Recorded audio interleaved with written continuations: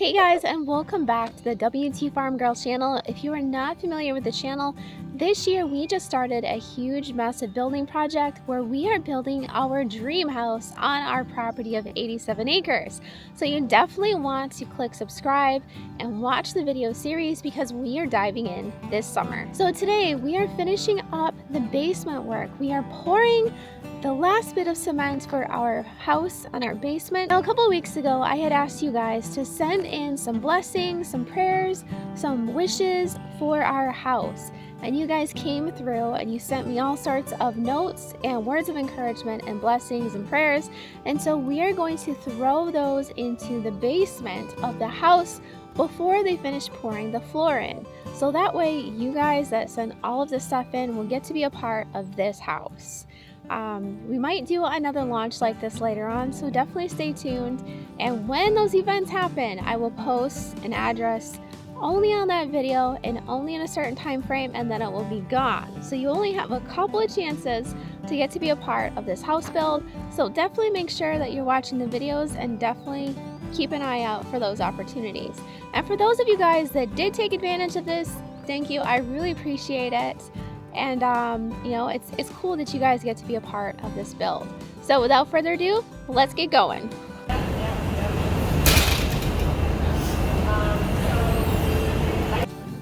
We have Erik getting ready to go in for surgery round 2.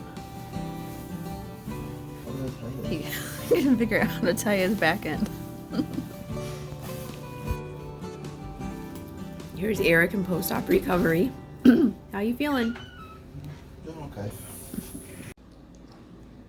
All right, so in your own words, how do you feel? A lot better than last time. Last time was bad. I think the doctor rushed it last time. I'm definitely. This one took like over an hour. He said it took him just half an hour just to get the scope up there. Which last time, if the other guy only took half an hour, then he probably just shoved it right through and. It's like a tour. Mm-hmm. Difference in doctors. But he's on his way to a full recovery. They got the stone, blasted it to pieces, and he still has a stint for another 6 weeks. So hopefully it won't be too bad. It's bad when you have to like lift hay and stuff like that. He said it shouldn't bother you this round, because I asked about that. So I guess we'll see. All right, well, as usual, the cement company's out here bright and early. They're out here just before 7, and they've been laying down plastic. So for the cement, what's it called? For the cement pad that they're putting down, it's only going to be 3 inches thick. It's very interesting because our slab for our double wide is more like 6. And if we do something for the garage, it's going to have to be a little bit thicker too, just because we're going to have the tractor in there from time to time. But it's a beautiful day. We've got a couple days of clear weather.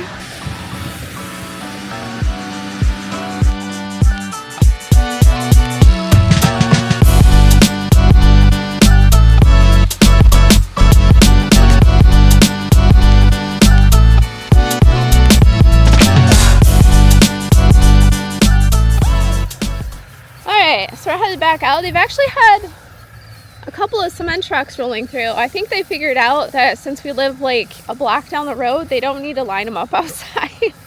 So they're just sending them as they need them now. So I'm not sure how many trucks we've had come through because they're rotating them in and out. So I think I hear another one coming up the driveway. So maybe 4, maybe? I don't know. It's easier to count when they're in the driveway and not coming in and out as you catch them. So this is what we have. Wow. And there's definitely a lot of steps with cement to try to figure out the best way to do it. It looks so nice and smooth too.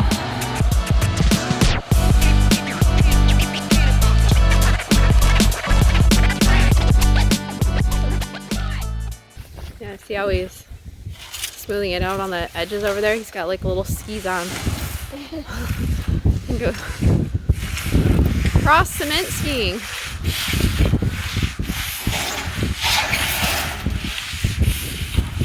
I just can't believe how fast that sets.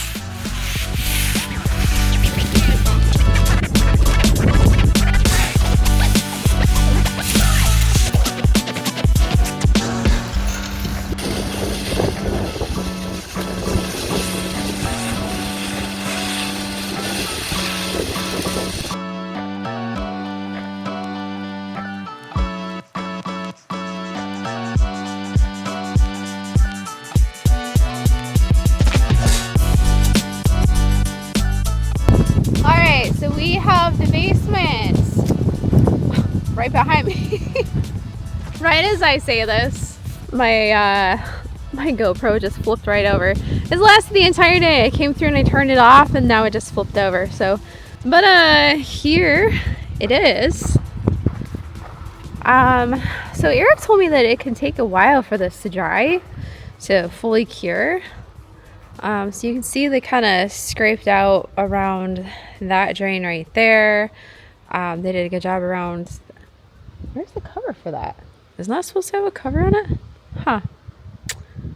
Anyway, so yeah, they've got those things all carved out. It looks really good. I mean, I honestly wasn't expecting the cement to be this smooth, but I suppose that's probably how smooth it normally is, but I just never really thought about cement and how smooth it's supposed to be. I mean, this kind of reminds me of like an actual normal barn door floor, how smooth it would be. You know, a lot of barn doors are made out of cement floors. But it's just, the area looks so much smaller. It's kind of crazy. I mean, this right here is going to be like the extra living room. And then the stairs are going to be right here. And then when you look at it from above, it doesn't seem like it's that big.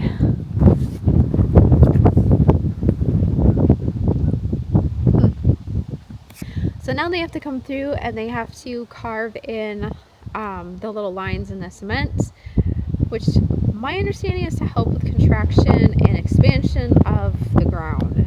So they have the little cracks that they carve in there.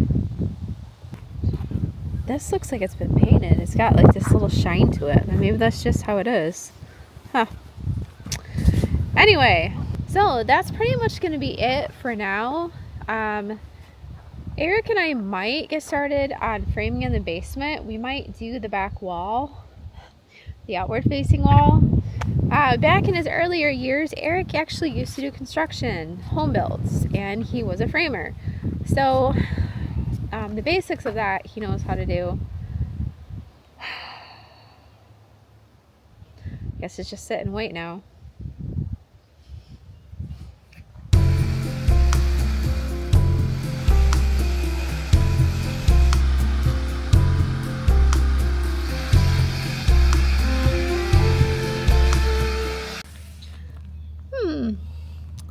It looks like Ginger was down here after all. And this kind of looks like a dog footprint right here. And that looks like a dog footprint. And those definitely look like dog footprints. And there's more dog footprints. So we have one dog in particular that does not listen to anybody for anything because she is so obsessed with people that she will throw herself in front of a car if it means saying hi to anybody. So that's a little bit of a problem in a construction zone because if she disappears in the blink of an eye, I know she's down here pestering the construction workers. She's not vicious, she doesn't bite, but she just doesn't have enough sense in her head to stay out of the way. That's her right out there, the gray one. So there's a chance that she might find herself on a chain during construction this year because she's just going to be right underfoot. Fortunately, she stayed out of the area long enough for them to go through and get this all finished up. And once we get a good rain, this will all be clean and clear. But wow, look at it, guys. So right now I am in our extra bonus room. I really don't know what we call it. I guess a bonus room is probably the best way to say it because it's not really a planned area. This was a porch that was just going to be filled in with dirt. this whole thing was still going to have the cement here, but it was all going to be filled in with dirt. So it's an added expense to keep this as an actual part of the house because we have to put cement over the whole top and a special rubber coating membrane. Normally they would just fill it in, top it with cement, and that's it. But because this is going to be an actual room, I mean, you're paying for the walls, so you might as well just use it, right? Why would you fill this in with dirt? So we're not exactly sure what it's going to be yet, but it's probably going to be cold storage, canning stuff, safe room, any of those things. So if you guys are putting a porch on a prospective house in the future, in most areas, this is what you're going to expect to see. And for just a little bit more money, you can turn it into a room instead of losing all of the money that you put into it by filling it with dirt. So I'm standing in the corner right now and looking out over it. Eric's like, oh my gosh, this looks huge. And I'm like, I think it looks kind of small. But I mean, realistically, when you start putting the walls and everything in, then it's gonna fill in a lot better. So we have our plumbing for the basement down here. That was one of the things that I insisted on, is having a designated bathroom in the basement. We don't have to put it in right away, but we've got sink, toilet, shower. So that's the idea. Because Eric's thought is too, that if down the road we decide to live in the basement and give air in the house, and then we're just, you know, in the basement, and then we have a bedroom right here down the road, and then a bathroom right there, all on the main floor, plus, you know, the living room right here. And then we'd go upstairs to eat with the family. So what do they call it? A multi-generational house. I guess that's kind of how we're setting it up to be. So right there is going to be the dog room. So we're going to have access to go out there. So when we have puppy litters, they're going to be down here. It's just a dedicated space for doing puppies. And then if down the road, you know, we decide to retire out of doing puppies, guess what that's going to turn into? Oh yeah, I forgot to mention there's also going to be a washer and dryer over there and a utility sink. So the puppy room will have a washer and dryer just for puppy stuff plus a sink. And there's going to be a door right there. So if down the road we get out of puppies, this could be fur tanning, meat processing, whatever you want it to be. You'll have stuff right there to be able to use for that. And then a shower, bathroom right here. This side, of course, is the utility side. So we've got our septic. You can see it's already slanted at the correct angle it needs to be able to come out and shoot down to the septic unit.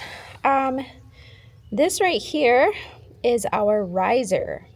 So if you have plumbing in the basement right here, it obviously cannot reach up here. So you have to have a riser. So this actually slopes down at a gradient into this collection tank right here. It's a giant garbage disposal. So it's got blades in there that chop everything up, and then we'll pump it up to the septic right here. And then that will fall down. This is the septic tube, and then it'll fall down into the actual septic. Now this right here is this is the water collection tank. I think this is the drain.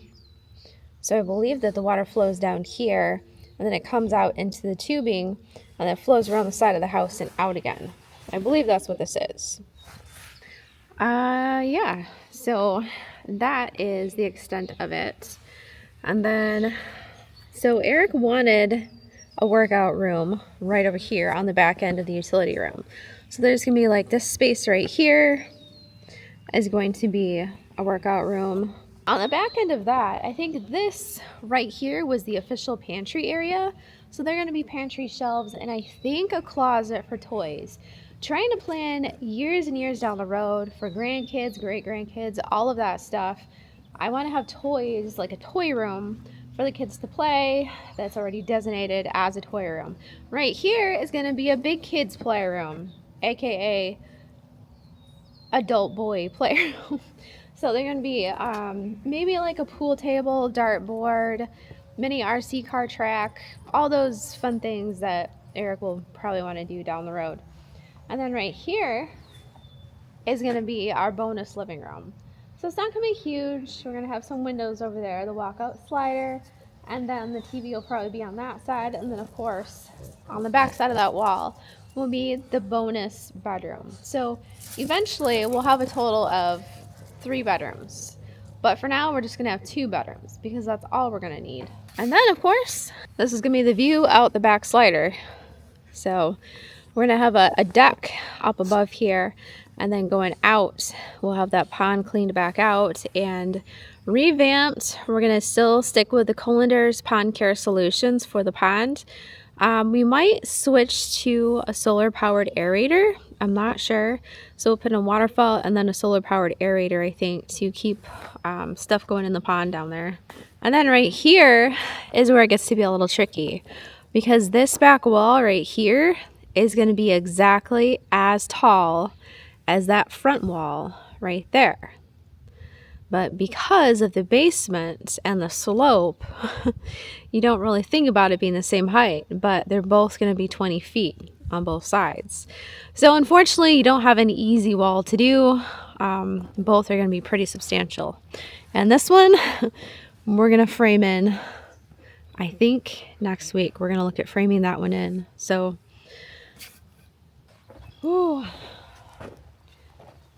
yep. Next week starting in on construction, depending on how Erik feels. You know, he's having his surgery, so depending on how he feels. That was interesting because I didn't notice that before. Oh yeah, this whole line right here is all cracking. That's kind of different. Huh. I didn't even notice that. My favorite room because it's like so. There's a crack right here too. I don't know if that's concerning or not. I don't know. You bounced the ball. I guess I'm gonna take a big blue ball. Ooh, that one doesn't bounce as good as yours. Oop. I'm never good at catching it either, apparently. Love you. Time to get back to it. All right, well, we have a surprise delivery. We have trusses. And I'm not sure if these are roof trusses or floor trusses. I think floor trusses, but I know they're similar. So we don't have this back filled in yet. Otherwise, that'd be the perfect spot to put them. And we're still in the middle of hay. So I think I'm going to have them put them right here. I think that would probably be okay. All right. Definitely going to be a busy week. So this is a dumping trailer, so I guess it just dumps them off.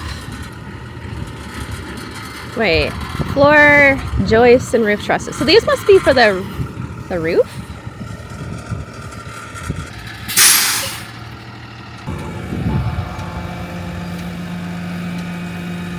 Oh, it looks like a header board up there too.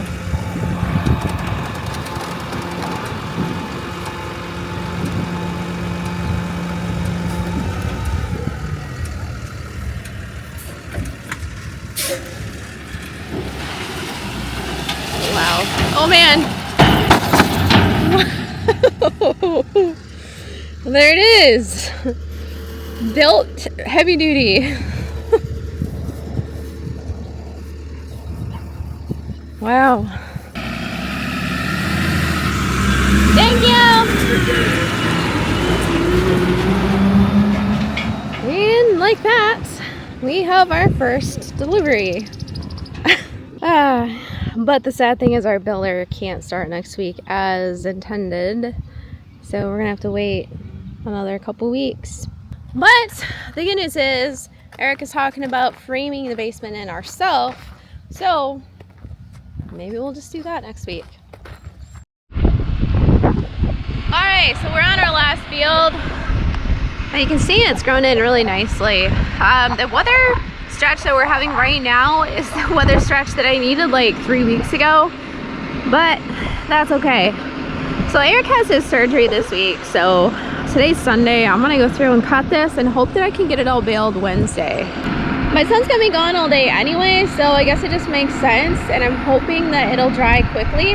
We've got a really nice breeze. It's about 11:30, 12 o'clock. This is the earliest I can get out here because I had a hay customer come late. So yeah, we got everything all hooked up. She's been running pretty smoothly. I got her all cleaned up last time. She's got grass in there just from the ride up here. And then we've got the PTO link on right here. PTO link has saved my butt I don't know how many times on connecting equipment to my tractor. If you're interested in checking out the PTO link, there is a link in the video description for the PTO link. Awesome little device. It's just worth it. So this is what I have. Now it's interesting. This blew my mind. Look at this. This is Timothy. So I planted Timothy, I don't know, was it like last year, 2 years ago? Something like that. It was a while ago. I overseeded with Timothy in some of the wetter spots, trying to get more grass to grow. Like right here, it's pretty thin, pretty dead, and there's weeds, and it definitely needs some more stuff done. The Dairy D would have really helped, but we tried. Anyway, so we do have some clover, we have some random weeds. This front area up here is probably the better stuff because it's really similar to that field. Here's a huge Timothy patch. I must have just dumped some seed right here. Look at that. Timothy is fine. Timothy is good grass. So this honestly doesn't look too bad. It's not as thick as the other field, but this field is the last one that we've been working on. And it's never really grown much. It's a lot of wet ground. We've got some wet grass right here. But the field's coming along really nicely. I'm not sure how much hay this is gonna produce. This is I believe it's 5 acres. I'd honestly have to check on my auto sewer because I clocked it out. So this is about twice as big as the other field behind the house. And that one produced 120. So we're figuring 200 and 250 off this field. That's my guess. So we're gonna do what we can with this and see how many bales we get. All right, I really quick wanted to show you the bad grass that is in this field that I don't even know how to get rid of it. It apparently loved the fertilizer that I put down because I've never seen it this thick. I'm not sure what kind of grass it is, but I'm gonna have to figure out how to kill it off because it's taking over my whole hayfield. This, it looks pretty decent. I think some of that is, what do they call it, crabgrass. I think some of that's crabgrass in there. I'm not so concerned about that, but the wetland grass, see, this looks pretty decent. This is normally what it looks like, but, and then we've got this. This is another type of wet grass. Any suggestions I'm open to. I'm half tempted just to burn the whole field after this cut, but honestly, the wild grasses would probably love a good burn. They would probably do even better. Alright, so this is our hayfield we just did, and it's only been 24 hours and it's mostly all the way dry, and it's just been breezy. You see, it's clear skies. It's actually been cool. It hasn't been exceptionally hot, but this is some of the thicker stuff right here, and this definitely could have a little bit more time to dry. It would probably be fully dry tomorrow, but most of the field is not that thick. This is probably more like the thickness. And if I went through and I just went through and raked this, it'd probably be easy to bale tonight. But we're not pushing our luck. We are going to try to bale tomorrow. It's Tuesday. So I'm going to go through and I'm going to go ahead and tet it. It doesn't really need it, but I really want to make sure we get this done so that I don't have to worry about this on Thursday for Erik's surgery. Plus there is a possibility of rain on Thursday too. And word on the street is our builder had to push back his start time until early July. We are in mid-June, so he was supposed to start next week. He's got to delay it 2 weeks now. So that's kind of crappy, but you know, that's kind of how it goes. So we'll see what we can do in the meantime. right now, I gotta get this done. Alright, well, it took me just under an hour to get the whole thing tedded. I don't think I'm gonna do that again. This field is a nightmare to pull light equipment on because there's so many divots and rivets and holes and everything in this field. So I think I'm just gonna leave it. It's gonna be way too hard to try to find those rows again in this thing too. So this should be plenty enough to let it dry out, and I'm sure by the end of today it'll be ready to bale. But chances are good tomorrow I will start in, and we'll see what we get done tomorrow. Alright, so we are exactly 24 hours later from when we were tedding. Well, when did I start tedding? It was 2 o'clock. This stuff is dry as a doornail. I mean, it's probably like over dry, but that'll be fine. Well, I mean, fine for my customer, but not fine for me because I have been so allergic to first cutting hay. It really chokes me up super bad. Ugh, just looking at it, it's making my lungs squeeze shut. Whew. All right, anyway, so we're gonna go through and rake this. Put your guesses down below as to how many bales you think this might produce. Again, this is about a 5-acre-ish field. I thought it had been 3, but then when I clocked it with the GPS, it was 5. So it's only just a little bit bigger than this field, which is 8.5, I guess.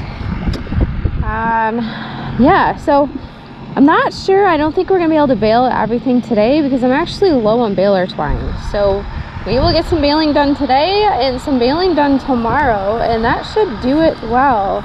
Oh, there was a deer. That was the closest I've ever had one come. All right, so we're just meandering down here. Let's see, 1, 2, 3, 4, 5, 6. So we're gonna come up to here, I guess. Going back down. It is one more pass around the field, but I feel like it kind of evens the hay out a little bit better. Oh, let's get that stuff right there. I missed it. It goes fast. Woo! I get the worst ruts ever on this field. Alright, and here we have it. We've got some of the big giant ones right in front. When I cleaned up the edges, you can see how big some of those edges got over there. But overall, I mean, this is probably one of the best cleanouts I've ever done on this field.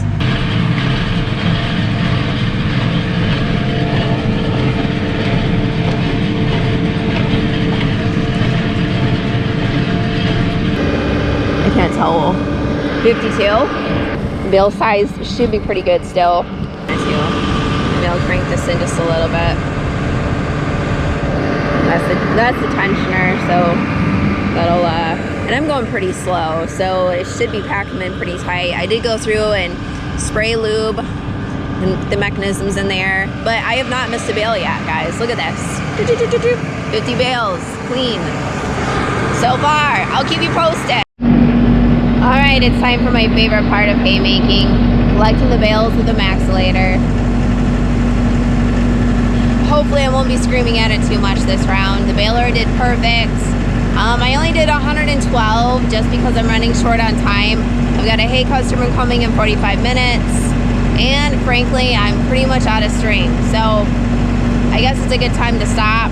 And the rest of this, as much as I hate to say it, I'm gonna have to just re-rake that tomorrow and then bale it tomorrow.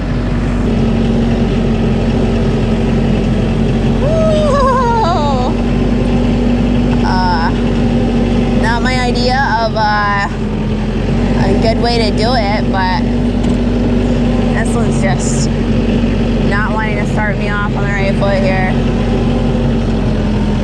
Alright, let's see what I can get. Get this one. Oh, maybe. Oh. Nope. I did not. Ugh. Dang it. It was close, but see it just caught it right here. Ugh. Yep, I think I messed it up.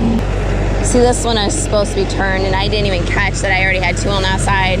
We'll start it on this side, which is where where it should have gone if I had really been counting.